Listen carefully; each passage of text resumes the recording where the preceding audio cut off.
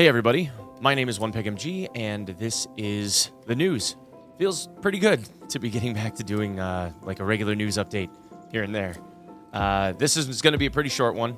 I know that some of you guys complain about the length of the videos not really having that much duration to them, but you know I would like to get back to keeping everybody readily updated.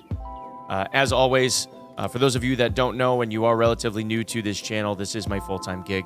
I do these YouTube videos and also stream every single day on Twitch. Today is my 82nd day in a row streaming on Twitch. My last day off was the 8th of March. So probably going to take off a day around 90 days maybe, but we'll see. We'll see. Anyway, so recent changes. And we'll just go through this kind of quick. So in the last handful of days, they've done some hot fixes, some in-game modifications, some minor changes. And I figure it would be a good idea to at least recap those for those of you that haven't been paying as close attention as some of us tend to.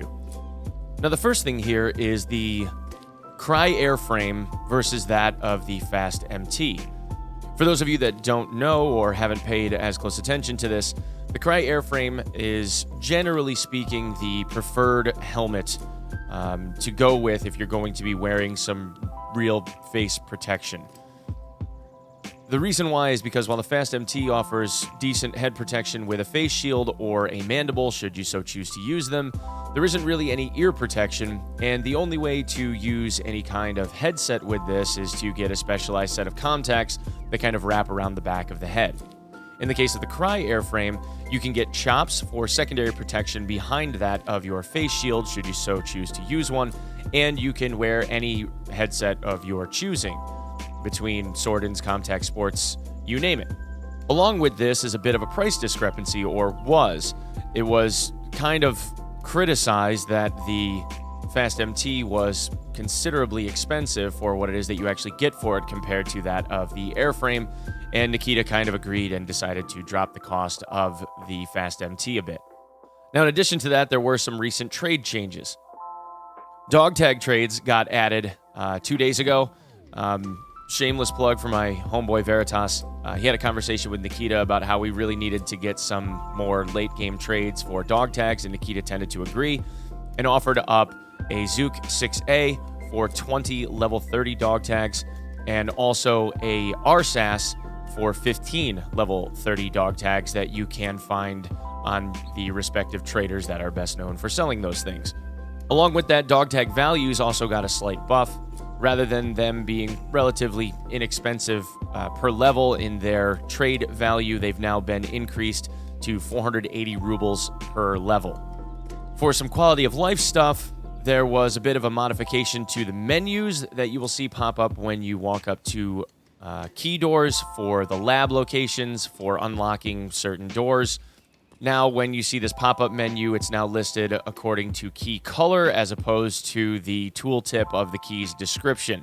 Most notably seen with like the Block 2 key, which now lists green key instead of this long keycard description. Seems like it's just a much more simplistic way to look at that short list. So that's it about in-game changes. Now, secondarily to this, we've also seen a lot of criticism about how there's this resurgence of stutters and whatnot, especially when you're getting into fights or when scavs are spawning nearby. And we've seen a lot of this kind of back and forth, this ebb and flow, where it seems like it's very, very improved, and then it kind of trickles or backslides back to where it once was. And this is nothing new for the vast majority of us that have been playing this game for a long time, where we see these improvements and then the backsliding.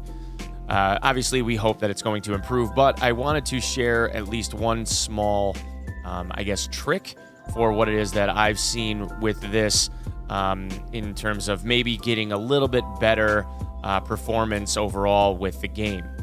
So the way that we've seen this with frame rate optimization and that kind of stuff, there's a lot of frame rate guides out there, and we all know that this is an unoptimized game and you have to kind of tailor what it is that you're doing for yourself, depending on the GPU and CPU that you use in order to maximize frames and all of these other secondary tricks. I've made guides, Veritas has made guides, a lot of other prominent streamers have made guides for frame rates, and I recommend that you guys all check that stuff out.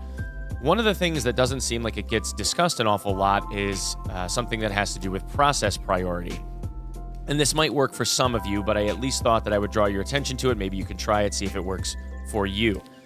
Now, the way to get to what it is that I'm talking about is start up the Tarkov game and then go into your task manager. You want to go to your task manager and then find Escape from Tarkov on that list. If you right-click that and choose Details, you can go to this detailed list of processes that are now running on your PC in the background. If you then right-click on the Tarkov exe file that's listed on here in the details list, you can change the process priority from normal to high or real-time. Now, the vast majority of the time, there isn't very much improvement, if any whatsoever, between high or real-time. But in my experience, by selecting process priority of high in regard to Tarkov, it tends to devote a bit more processing power to the game itself. And in my experience, I've seen a couple of better frames and also much reduced stutters and desync and that kind of stuff, at least on the user end of this.